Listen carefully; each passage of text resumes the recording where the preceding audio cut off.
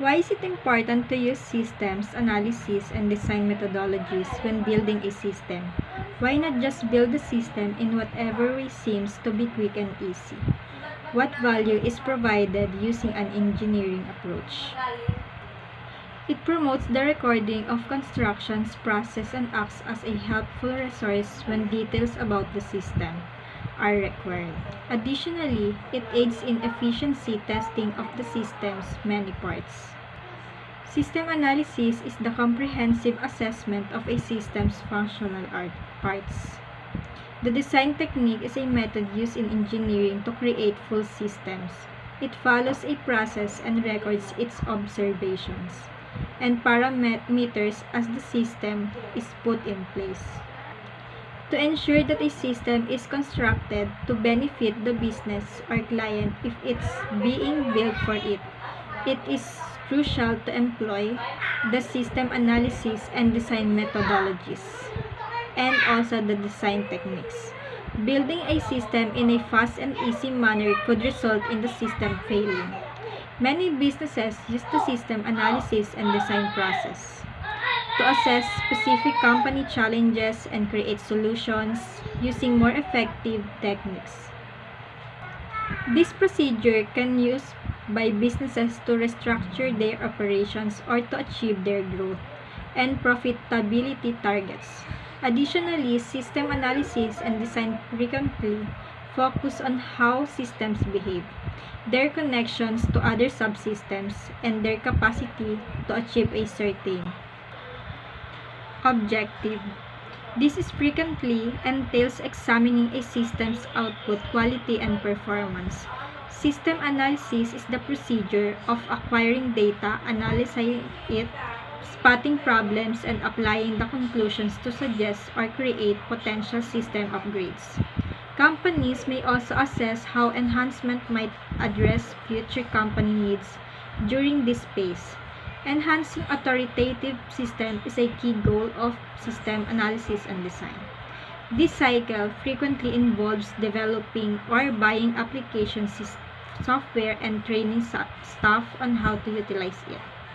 System analysis and design can assist with all aspects of financial management, including balance sheet analysis, budget creation, project funding schedules, and accounts receivable administrations. Enhancing organizational system is the main objective of systems analysis and design. Application, software development, acquisition, and user training are frequent steps in this process. Application software, sometimes referred to as a system, is created to serve a particular organizational process or functions, including payroll processing, market research, or inventory management. The goal of application software is to convert data into information in the area of information technology systems. Analysis can also involve studying how a product package or specific product is utilized by customers, as well as thoroughly reading the source code to determine the system that were used to construct the programming.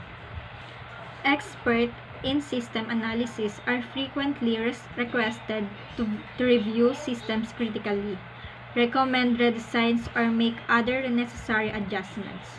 System analysis, both inside and outside of the business world, aids in determining if a system is available or workable or efficient within the confines of its basic design, and aids in highlighting the alternatives available to the employing industry or another party.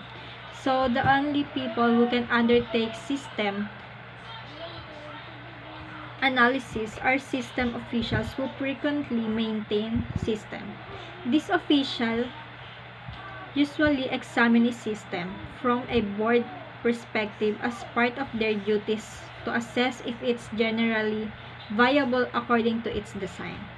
The constructed process known as systems change, including planning, analysis, design, implementation, and maintenance. So, number 2, describe your university or college as a system. What is the input, the output, the boundary, the components, their interrelationships, the constraints, the purpose, the interfaces, and the environment, and draw a diagram of this system. So, we all know that colleges are many times treated as free and independent substances. All things considered, it is a lot less complex to credit their prosperity or disappointment in satisfying their central goal. Much the same as the view that organizations come up short or succeed on account of their chiefs' shortcomings or foreknowledge. Colleges are in many cases accessed by their capacity to graduate understudies on time and their reputational scores, and establishments frequently connect through the results to their chiefs, staff activities, and plan. Regularly, all part colleges in a college framework divide a typical part between the entirety of their different names, rather. Every college is a framework that takes in secondary school graduates for the input through a directed and modeled process, create its own alumni 4, 5, or even after 60 years. For the output, it depends on both on its contribution as similar or as well similar to claim introductory circumstances and interior elements. So as you can see in the diagram, the school system consists of various parts, which is departments like CCE, LUCHAS, CBAA, and then CEAS. Every division has every character that contrasts to one another, yet they are connected on the grounds that they have a place with one school and work together. So the components were the school divisions, personnel and office staff, human asset, business office, and school dignitary.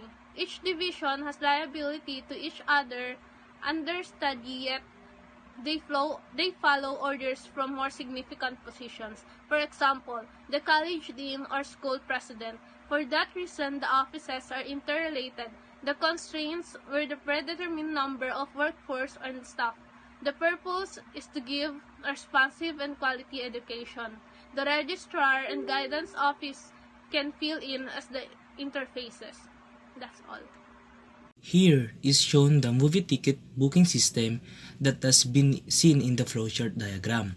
That may first visit website apps, and there you can see information about the tickets and user information that has been reserved.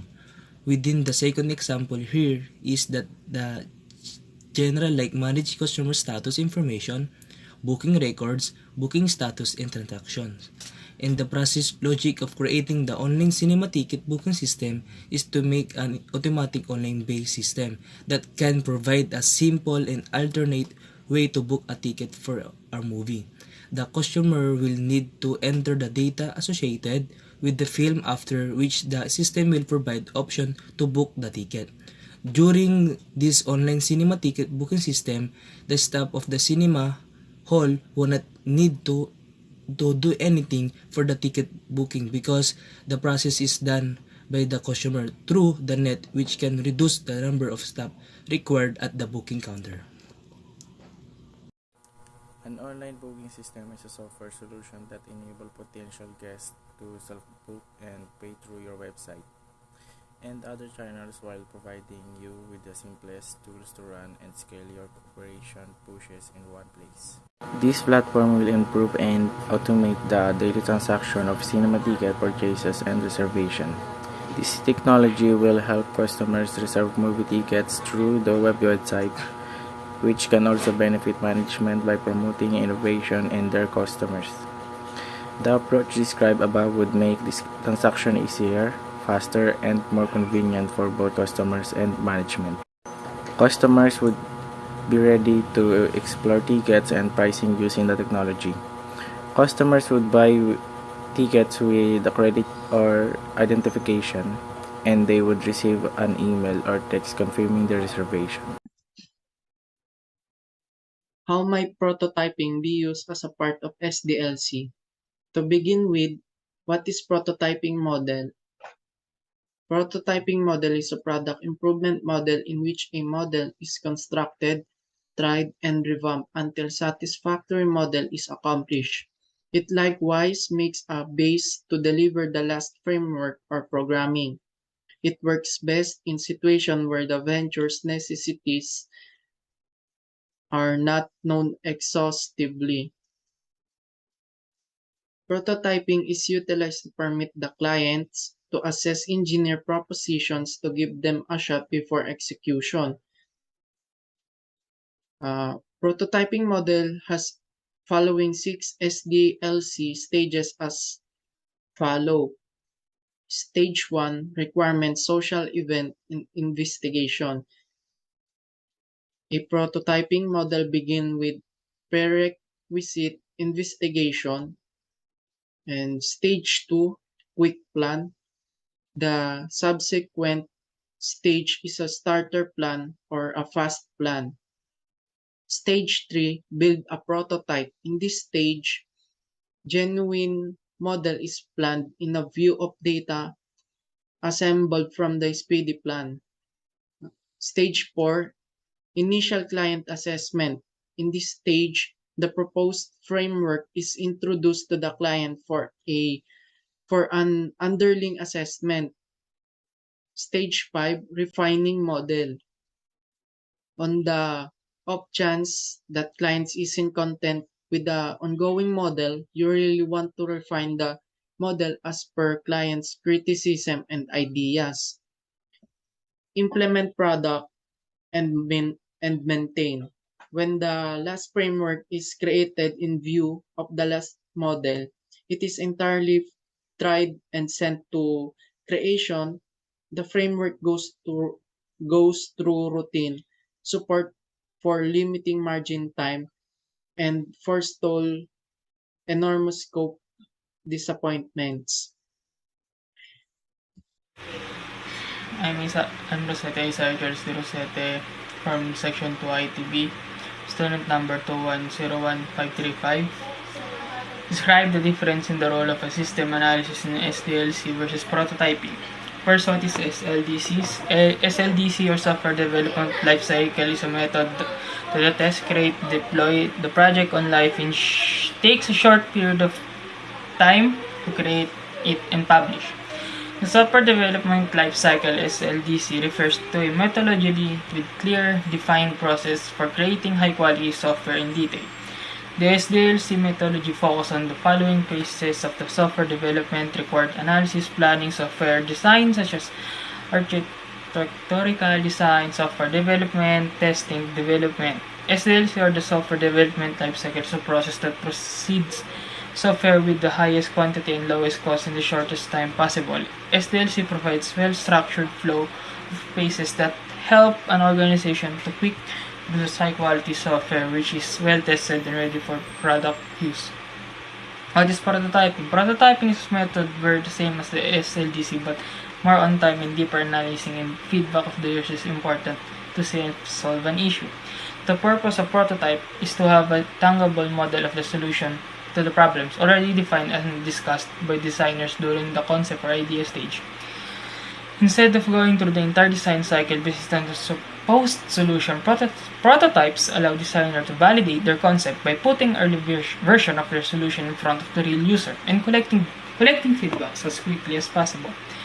Prototypes often fail when tested, and this is show designers where the defects are, and you send the team back to the drawing process to refine or repeat the proposed solution based on the real user feedback because they failed early. Prototypes can solve lives, avoiding the waste of energy, time, and money implementing weak or imperfect solutions. What is better than analyzing SLDC or prototyping? A software development life cycle is how teams deliver high-quality software at the lowest cost. The main difference in SLDC versus prototyping is that SLDC has a structured workflow and helps organizations quickly deliver high-quality software that is tested and ready to deploy. The SLDC has different models such as waterfall, spiral, and agile. Each one includes at least 6 fundamental phases that follow the best practices in each stage, ensure the software works in an efficient, smooth, and productive manner. While in prototyping is the basic work model of any software with the limited but essential functionality, the prototype does not follow the same logic as the actual software. Prototype model versus SDLC requires the development team to make an extra effort. Software prototype is used to help users invalidate their developer proposals and test them before implementation. It helps everyone to understand the user's specific requirements they may not have to include in the plans during product design. In conclusion, the user is the one who will decide what to use due to its to have a good advantage and quality during their service. The decision of the company is one of the important steps on which of the two is needed to be used to reduce manpower and time consuming and energy.